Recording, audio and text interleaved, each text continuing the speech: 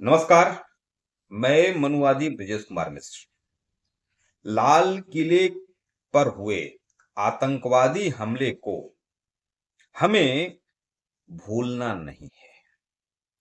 Actually हम हिंदुओं का आदत है कि हम चंद दिनों में आतंकवादी घटनाओं को भूल जाते हैं और उसके समाधान की चर्चा नहीं करते कि हमारे देश में हमेशा इस प्रकार के आतंकवादी घटनाएं घटती हैं। एक ट्रेंड बन गया है, कुछ दिन तक हमारे खून में उबाल मारेगा, उसके बाद हम शांत हो जाएंगे। शांत नहीं, समस्या के समाधान के बारे में सोचना है। हमारे देश में ऐसे सपोले पल रहे हैं, ये क्यों पल रहे हैं, उसके पीछे क्या क्या कारण है। जब तक उसके मूल पर नहीं जाएंगे, समस्या का समाधान नहीं होगा।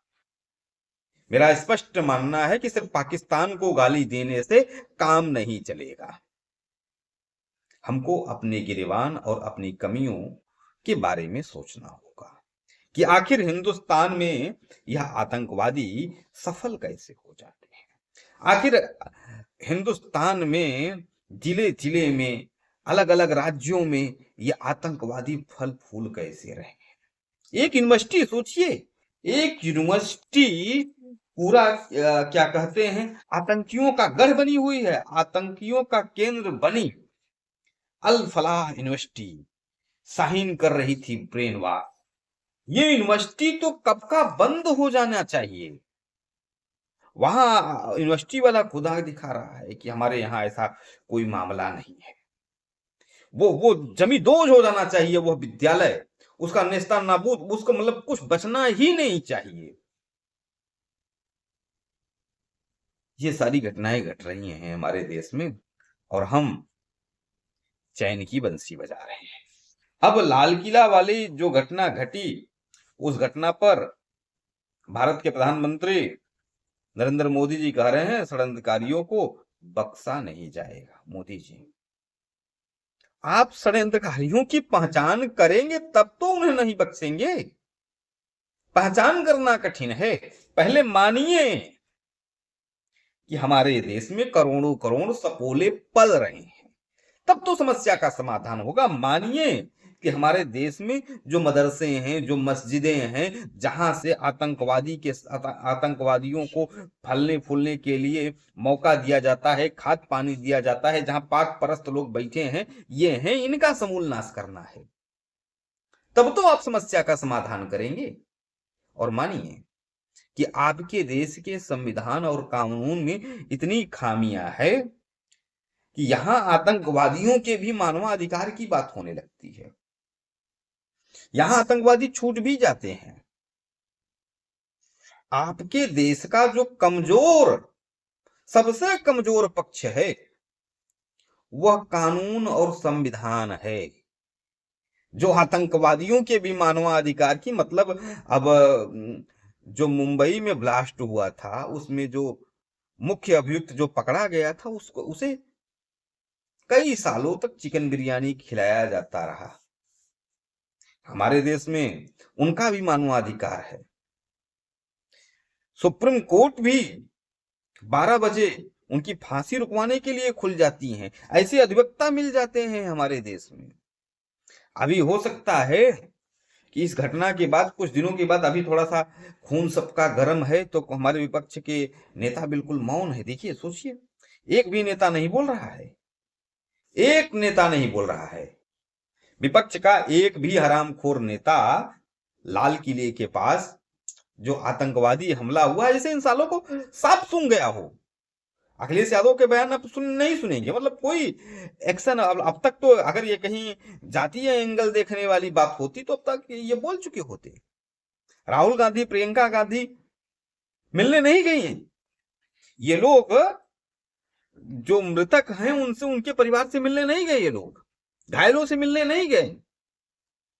सबकी जुबान सिली हुई है कि वोट बैंक अब्दुल नाराज न हो जाए, अहमद नाराज न हो जाए, इसलिए ये सब मौन है। और बात जब इनको बचाने की आएगी तो इन्हीं के समर्थक एडवोकेट आधी रात को सुप्रीम कोर्ट खुलवा देंगे। तो समस्या का समाधान तब होगा जब आपके देश का कानून और संविधान ठीक होगा। वही इतना फ्लेक्सिबल है, इतना घटिया है कि आतंकवादी भी बच जाते हैं और जो नहीं आतंकवादी हैं वो फंस जाते हैं। इतना फ्लेक्सिबिलिटी है आपके देश में। उसके बाद भी मोदी जी कह रहे हैं षड्यंत्रकारियों को छोड़ा नहीं जाना चाहिए। भाई पहले तो समस्या की जड़ पर तो जाइए कि जो लोग हिंदुओं को काफिर मानते हैं, जो लोग जो मूर्ति पूजक हैं, यह मानते हैं कि उन्हें जिंदा रहने का अधिकार नहीं है, उन्हें जब आप शांति प्रिय बोलेंगे तो कैसे समाधान होगा?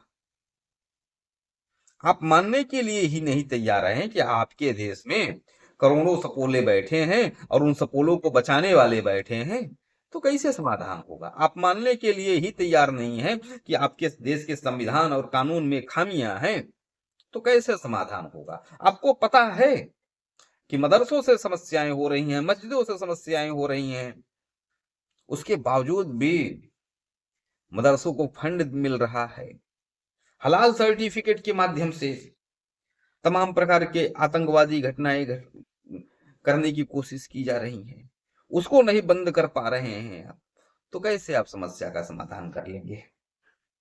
इन सब प्रश्नों का जवाब राष्ट्र को भी चाहिए कि भैया कैसे होगा। अभी जो आतंकवादी पकड़े गए हैं, जो डॉक्टर पकड़े गए हैं, आदिल, शौकीन, उमर, ये सब पढ़े लिखे लोग हैं। इनके मानवाधिकारों की बात करने वाले तमाम गुर्गे निकल कर आएंगे। इन्हें बताया जाएगा कि ये पढ़ने में बहुत तेज थे, गरीबी थी, डॉक्टर बन गए और विक्टिम कार्ड चले जाएंगे। इनके लिए और जरूरी नहीं है कि ये सब जेल में ही रहे, इनको फांसी ही मिले। इनके खिलाफ कौन सी कार्रवाई होगी पता भी नहीं चलेगा। फांसी भी चढ़ाई जाएगी तो कब फांसी पे लग जाएंगे कुछ पता नहीं चलेगा। भाई ये लोग, जिन लोगों ने बेगुनाह लोगों की हत्या का षड्यंत्र रचा है, इन लोगों को तो सार्वजनिक दंड मिलना चाहिए ना। भय बिनु होई न प्रीति। इनके एक एक अंग को काट कर, आतंकवादियों के एक एक अंग को काटकर नमक छिड़का जाना चाहिए। एक दिन में नहीं मारना है, तड़पा तड़पा के मारा जाना चाहिए और उसका लाइव टेलीकास्ट होना चाहिए। आतंकवादियों की भी मानवाधिकार की बात होगी, लाइव टेलीकास्ट होना चाहिए कि देखिए भाई, आतंकवादी घटनाओं में अगर आप लिप्त पाए जाएंगे तो आपका ये हश्र होगा। जब तक यह नहीं किया जाएगा तब तक इस प्रकार के आतंकवादियों के मन में भय नहीं पैदा होगा। और फिर से मैं अंत में मोदी जी की बात पर कहूंगा कि मोदी जी, बात तो आप बड़ी अच्छी कर रहे हैं, षड्यंत्रकारियों को बख्शा नहीं जाएगा। पहले स्वीकार तो करिए कि षड्यंत्रकारी घर में ही बैठे हैं, इनको निपटाओ। घर में जो बैठे सपोले हैं पहले उनको निपटाओ, समस्या का समाधान हो जाएगा। पाकिस्तान बड़ी समस्या नहीं है, समस्या बड़ी तो घर में है। घर के आतंकवादियों को और उन आतंकवादियों का समर्थन करने वाले गद्दारों को निपटा दो, समस्या का समाधान हो जाएगा। धन्यवाद।